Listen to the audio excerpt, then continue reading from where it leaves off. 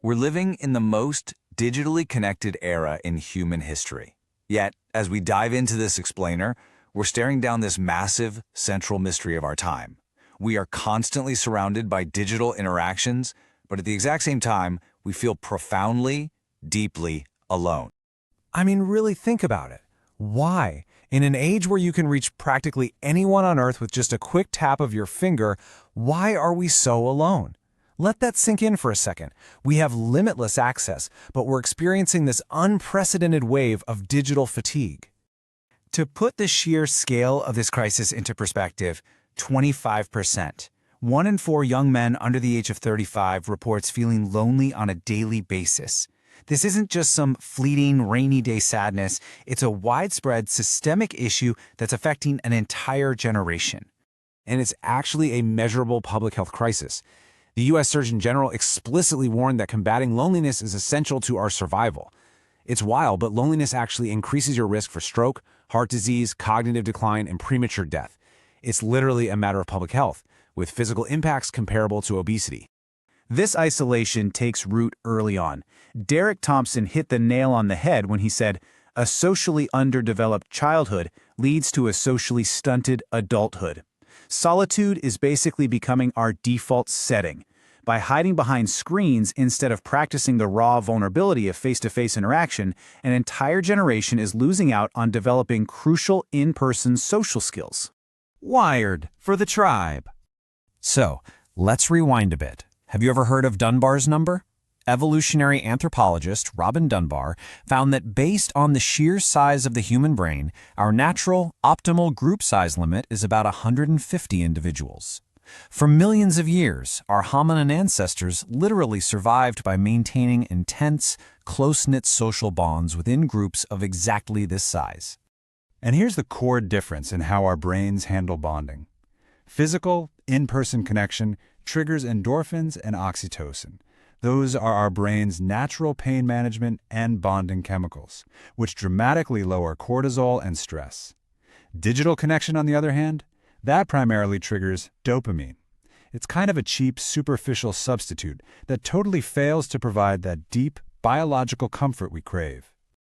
Think about the pure biology of friendship.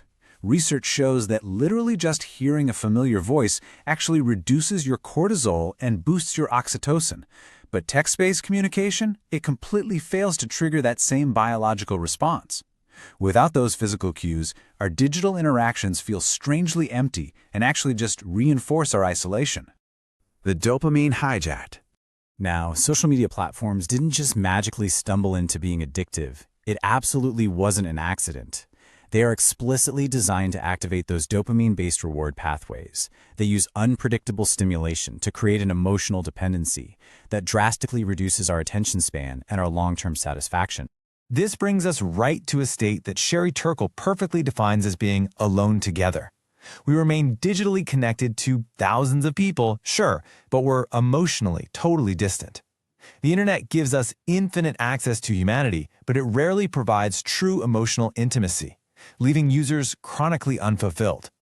So why do we retreat to these screens in the first place? Well, at a neurological level, social rejection activates the amygdala, that's your brain's threat detection center. It triggers the exact same neural pathways as physical pain. No wonder curating a flawless online profile feels like a much safer shortcut to avoid the very real, very painful sting of real-world rejection. Instead of authentic connection, we end up settling for unpredictable digital rewards. Likes, comments, notifications, a constant stream of new content. They train our brains to seek instant gratification. And the real tragedy here is that this constant rapid-fire stimulation destroys our tolerance for silence, for boredom, and for the slow, messy build of a real relationship. The paradox of choice. Psychologist Barry Schwartz coined this core concept back in 2004, and it's absolutely crucial to understanding modern dating. The paradox of choice is this strange psychological phenomenon where having more options actually leads to less satisfaction with your final decision. Having access to thousands of dating profiles doesn't make it easier to find love. It literally paralyzes our ability to commit to just one person. To put this into perspective, consider the famous supermarket jam experiment. When customers were given 24 different options of jam to choose from, only 3% made a purchase. But when they were given just 6 options, 30% bought one. That exact same mechanism is happening right now on dating apps. An endless abundance of options drastically reduces our ability to actually make a choice and commit to it. This illusion of infinite choice destroys real relationships. A 2022 study by Carter and McBride found that people with a high fear of missing out, or FOMO, have relationships that are 3 times shorter and report a massive 40% deficit in relationship satisfaction. Why? Because they're always looking for the next swipe, meaning they never give their current partners a real fighting chance. This dynamic creates 2 very distinct types of daters. First, we have the satisficers. They're looking for a partner who is good enough based on their core criteria. And honestly, they are significantly happier.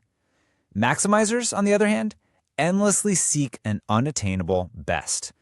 Maximizers get trapped because the app constantly whispers that the grass is for sure greener on the very next profile. Because we're so overwhelmed, we fall victim to massive cognitive distortions, things like personalization, catastrophizing, emotional reasoning, and all-or-nothing thinking. We trick ourselves into believing that someone who checks 8 out of 10 boxes just isn't good enough. We just multiply our criteria over time, creating a permanent illusion of a flawless, idealized partner that simply does not exist in the real world. Reclaiming true connection. So how do we actually fix this? We have to start by totally reframing the problem. As the poet May Sarton beautifully put it, loneliness isn't a disease or a character flaw. It's an evolutionary signal, just like hunger, telling you to get up, go out, and find your tribe. It establishes the background that makes true connection so deeply rewarding when you finally find it. But to hear that evolutionary signal, we've got to quiet the digital noise.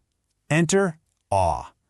Neuroscience shows that experiencing awe, like looking up at the stars or being deep in nature, quiets our default mode network. That's the part of the brain caught in an endless, exhausting loop of self-referencing. Awe creates this small self-experience that actually reduces inflammation, boosts generosity, and significantly lowers psychological distress. Okay, so here's how you actually put this into practice to reclaim your life. 1.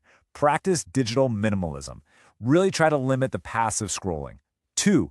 Build your in-person social stamina back up through small, everyday interactions. 3. Seek out real communities where you feel understood. And 4. Cultivate those moments of awe. We have to actively trade the easy safety of our screens for the messy, vital work of forming real friendships. Ultimately, this leaves us with a pretty profound choice. Are you going to let a dopamine-driven algorithm dictate your connections and keep you comfortably numb? Or will you choose the messy, vulnerable, beautiful reality of true human bonding?